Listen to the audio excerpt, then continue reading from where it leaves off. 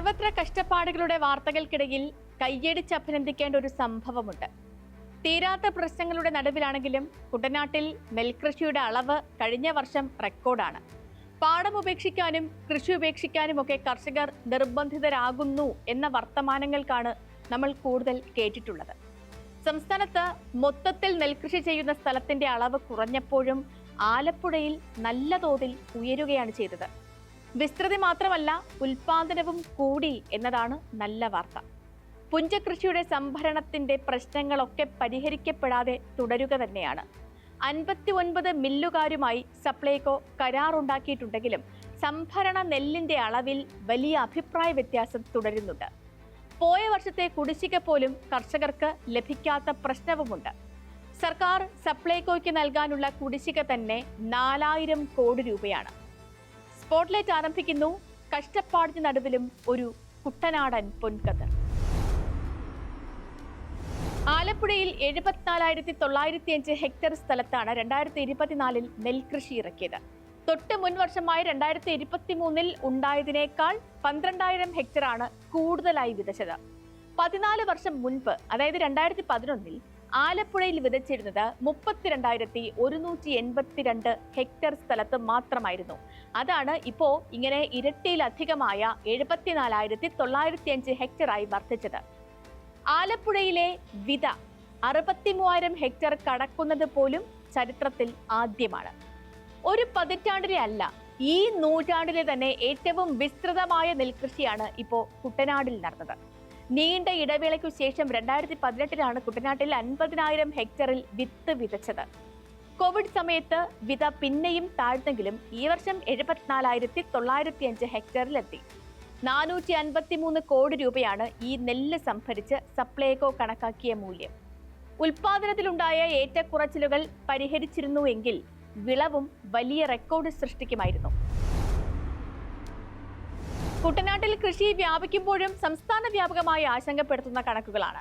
സംസ്ഥാനത്ത് കഴിഞ്ഞ 5 വർഷത്തിനിടയിൽ ഏറ്റവും കുറച്ച് കൃഷി ഇറക്കിയത് കഴിഞ്ഞ വർഷമായിരുന്നു. കുട്ടനാട്ടിലെ നമ്മൾ ഈ പറഞ്ഞതുപോലെയുള്ള അഭൂതപൂർവമായ വളർച്ച ഉണ്ടായിരുന്നില്ലെങ്കിൽ ഉൽപാദനം ഏറ്റവും മോശമായ ഒരു വർഷമായി പോലും മാറുകയായിരുന്നു. കഴിഞ്ഞ വർഷം 1,70,70,000 ഹെക്ടർ സ്ഥലത്ത് മാത്രമാണ് സംസ്ഥാനത്ത് നെല്ല് വിതച്ചത്. മുൻ വർഷത്തേക്കാൾ 12,000 ഹെക്ടറിന്റെ കുറവ്. 2023 സംസ്ഥാനത്ത് 1.82 ലക്ഷം ഹെക്ടറിലും 2022 1.84 ലക്ഷം ഹെക്ടറിലും വിത്തിറക്കിയിരുന്നു. 2020 സംസ്ഥാനത്ത് ഏറ്റവും കൂടുതൽ വിത ഉണ്ടായത് 1.9 ലക്ഷം ഹെക്ടറിൽ. അതുമായി നമ്മൾ താരതമ്യം ചെയ്യുമ്പോൾ 20,000 ഹെക്ടറിലാണ് നെല്ല് വിതയ്ക്കുന്നത് കുറഞ്ഞത്. മേഖല കുറഞ്ഞത് നമ്മുടെ ഉൽപാദനത്തെയും കാര്യമായി ബാധിച്ചിട്ടുണ്ട്. സംസ്ഥാന വ്യാപകമായി 2023 7.3 ലക്ഷം ടൺ നെല്ല് സംഭരിച്ചെങ്കിൽ 2024 അത് 5.59 ലക്ഷം ടണ്ണായി കുറഞ്ഞു. 2018 ശേഷം സംസ്ഥാനത്ത് ഏറ്റവും നെല്ലുൽപാദനം കുറഞ്ഞ വർഷവുമാണ് കടന്നുപോയത്. നടപ്പ് വർഷം ഇതുവരെ 1.61 ലക്ഷം ടൺ നെല്ല് സംഭരിച്ചു. ആ ഇനത്തിൽ മാത്രം കർഷകർക്ക് 140 കോടിയിലേറെ രൂപ കൊടുക്കാനുണ്ട്. PRS വായ്പ വഴി നൽകിയതിന് പുറമെയാണ് ഈ തുക.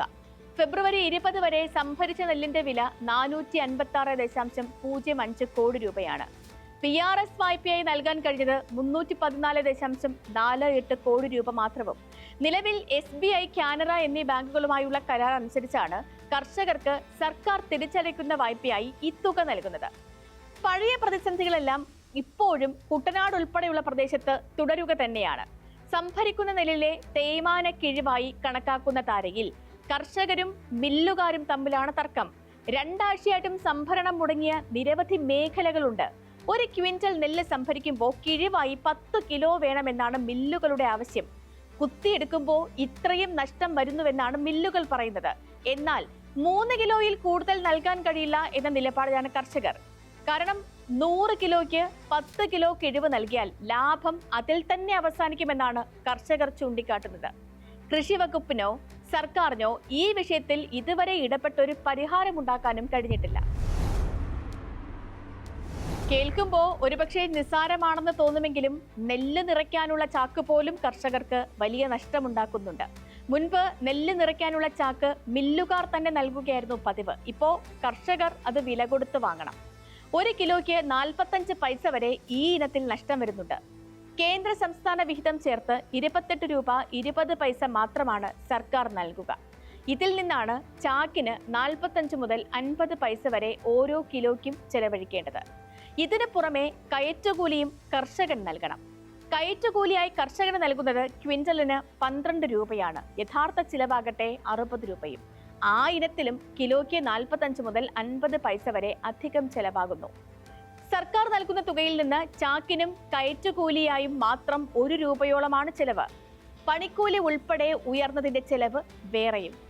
ഒരു കൈത്താങ്ങുണ്ടായാൽ റെക്കോർഡുകൾ അകലെയല്ല എന്നാണ് ഈ പ്രതിസന്ധിയിലും കുട്ടനാടുകാർ കാണിച്ചു തരുന്നത്.